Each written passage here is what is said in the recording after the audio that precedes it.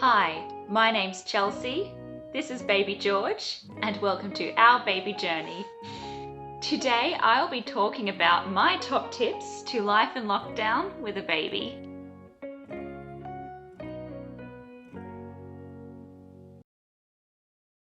"2020 has been a tough year for all, surviving through a pandemic, having worldwide lockdowns. Obviously, it's been tougher for some more than others, with many illnesses, hospitals being overrun. Lockdown has obviously not been great for anyone, let alone new mums and new parents trying to look after a little baby. Fortunately for us, we've found some tips and tricks that have actually worked. Some which haven't, but some which actually have worked for helping us get through this lockdown with a little baby. Obviously, as your baby grows and develops, these tips and tricks change. You find that some work, and then suddenly baby is developed and is starting to do something new, and so we have to continuously come up with new fun activities for our little babies to do. These 5 tips are more generalized and should work for babies of any ages. Here they are. Number 1, have a routine and try not to stray from it. So for us, we found that really trying to stick to a daily routine, having your morning tea, coffee, breakfast, juice, whatever kind of helps you wake up in the morning. Making sure you stick to your regular meal times obviously helps for older kids and adults. But for your baby, knowing your sleep and awake times really helps. So really sticking to the fact that we've got an 11-month-old baby now, so he needs to be awake for about 3.5 hours, and then he really needs to have 2 naps a day, ranging from 45 minutes to even sometimes 2-hour naps. Really sticking to those times. You'll have a much happier baby for it. Additionally, making sure that you still, make your nighttime routines. So giving baby a bath, reading a book, brushing their teeth, putting them down to bed. Try and stay consistent with that. It helps with their sleeping cues. It helps kind of create more stability to what could be a chaotic day. Tip number 2, rotate your toys. Now, this is something that I've actually read online and that has been recommended by child health care nurses. So if you have a bunch of toys, no matter how expensive, extravagant, or, how tiny and cheap they may be, put a few different toys in different boxes. So maybe 5 to 6 toys in each box. Hide the boxes away and bring out a new box every few days. It gives baby an opportunity to use their imagination in different ways. It also makes it feel like that they're getting new toys every few days.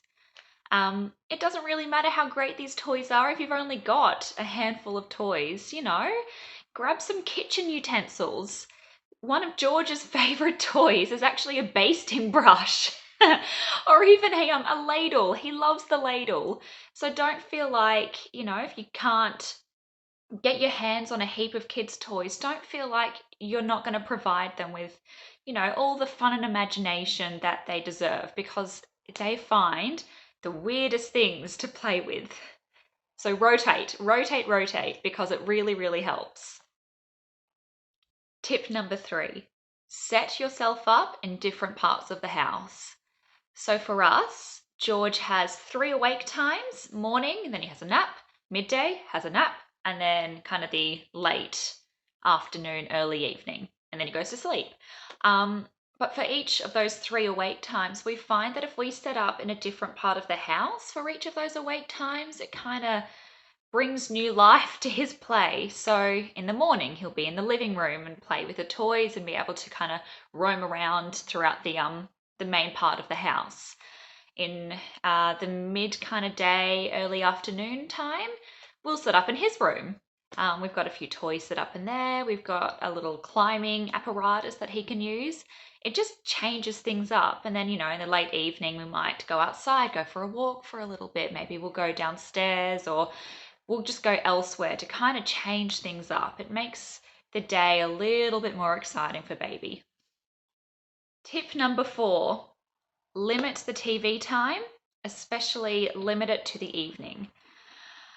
I found that staying at home a lot more than probably what I would have liked to, being in lockdown, it can get a little bit boring, I would say. And Netflix and all of those other great streaming services are very, very exciting for parents and kids as well. I have actually read, some experts have said, kids are the most imaginative in the mornings. So really, if you can limit the TV time, even what you watch, to either when baby is napping or just really to the evenings, it would help baby's development. They pick up on a lot of things around them. Obviously, the television can be quite an exciting thing for them to watch, but if you really try and curb that, it will make baby's day and even your day a bit better. Tip number 5, make everyday activities fun.